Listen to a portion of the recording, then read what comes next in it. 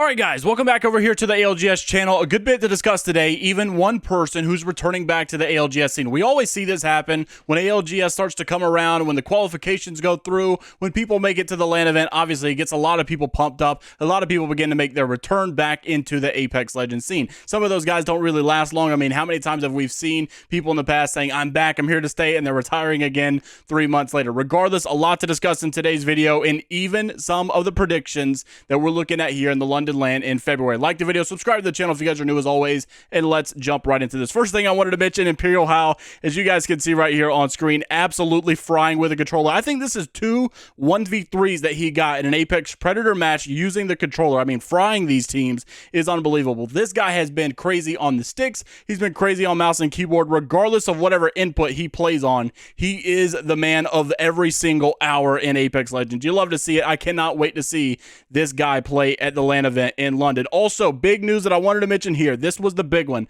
Frapper is now returning into the Apex Legends esports scene. You guys may know Frapper. He's been verified on Twitter. This guy is a Canadian, 21 years old. He's absolutely insane, or at least he has been. I believe he played in the past with Petty Boss. I can't remember for sure, but I'm pretty sure that's who he played with. But regardless, you guys can see right here, 3 first place and then also 1 third place placement here. This guy's insane. I mean, he's going to bring a lot to the table. I'm interested to see how exactly, or where exactly he fits into the mix here, because he says, I'm coming back to Apex looking for team, can play any legend, can IGL, 5,000 hours of competitive experience, and where will he find himself here is the question. I'm assuming he's going to go through the challenger circuit. I would imagine that teams that are in the pro league looking to make a roster change are most likely not going to go with Frapper. That's just my opinion. Of course, I think he's, definitely relative to the pro scene. I think he could definitely fit in. I just think, obviously, with the type of a break that he took and now that he's back and coming to Apex, I'm pretty sure he's probably going to go through the challenger circuit scene. And I do think he will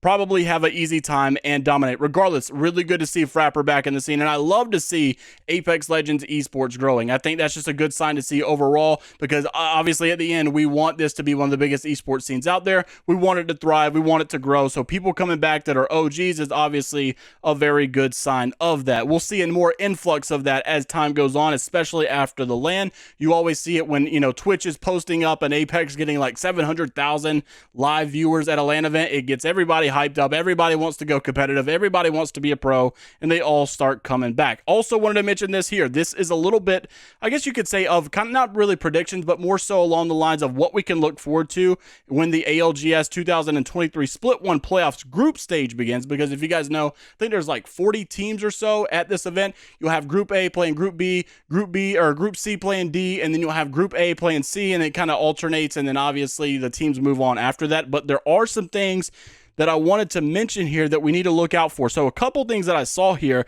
NRG seems like they are going to be contested quite a bit. I noticed once that they were contested over here by CR. I also saw they're going to be contested by Singularity over here in another group stage, because they're also playing on different maps as well, right? So you're going to have Stormpoint, you're going to have World's Edge over here. So there's a lot of different maps that they're going to have to kind of look out for and see exactly where they want to land. And because you're mixing all of these teams together, you're going to get people that have already kind of named their spots of where they're going to land. One team I did not see contested was, of course, the God Squad, TSM. It looks like they're just going to be kind of sitting well. 100 Thieves is going to be contested here by GFR over on Stormpoint. But most of the teams that I'm seeing right here that are big names are going to have a pretty smooth sailing ride. But also, as we scroll down, we can see A versus C, B versus D. But there's not as stacked of a group play here. But then when we have A versus D and B versus C, this one is going to be a little crazy as well. So when it comes to B versus C, A versus D, you can actually see for once, it looks like TSM will be contested over here by Kick. Now, this is actually going to be on the opposite group. So, of course, I think Group C is the one who's landing on Group B. So TSM obviously being in Group B, they will be contested here. And NRG is actually in Group C. So whenever you see this match, not only will TSM be contested on this map, but NRG will also be in this exact same game. It's going to be interesting to see how all of these games go forward. But regardless, I mean, TSM obviously looking like one of the hottest teams right now, especially coming from North America. But what I can't really wait to see is how former Team Burger, now known as Moist Esports, are going to compete, as they are in Group A along with Xset, a 100 Thieves. So they are in a pretty stacked group as well, and I can't wait to see them all compete. But Moist is going to definitely be one of the fan favorites, considering Moist Critical, obviously a big content creator, and everyone really loves to see it. Another thing I wanted to mention here, honestly, I think this kind of coincides with where we currently are with the Apex Legends esports scene. You guys know, like, obviously Apex esports is pretty good, but we want it to be a little bit better. And I think this is honestly all esports. So this was coming from EU Burns.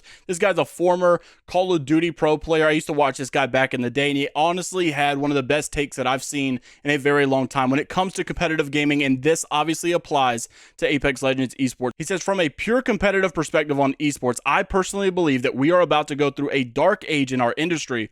We are seeing the consequences of organizations overspending, scaling beyond their means, and publishers not caring for their esport accounts.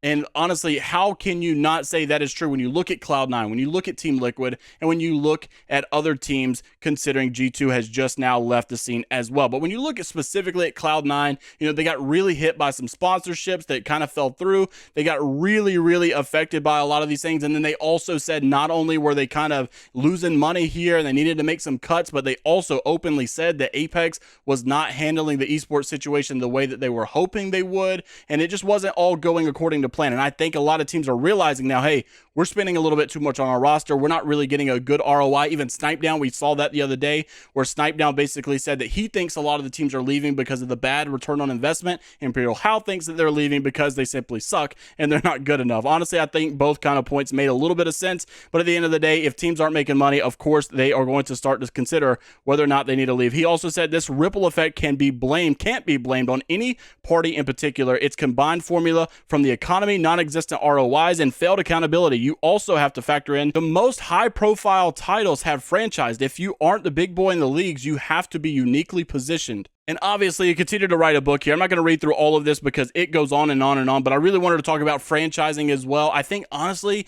as cool as franchising is, because obviously it's really cool when you look at like pro sports and you have the NFL, the MLB, and you look at city-based teams, and obviously there it's really cool. When you look at it from a pro stance, it's totally, totally different because people really have a connection to these esports scenes and esports organizations already. And so then when you kind of split that and then they don't get the city of the org that they were wanting, and so people don't really care about the city that much. They more so just care about the orgs.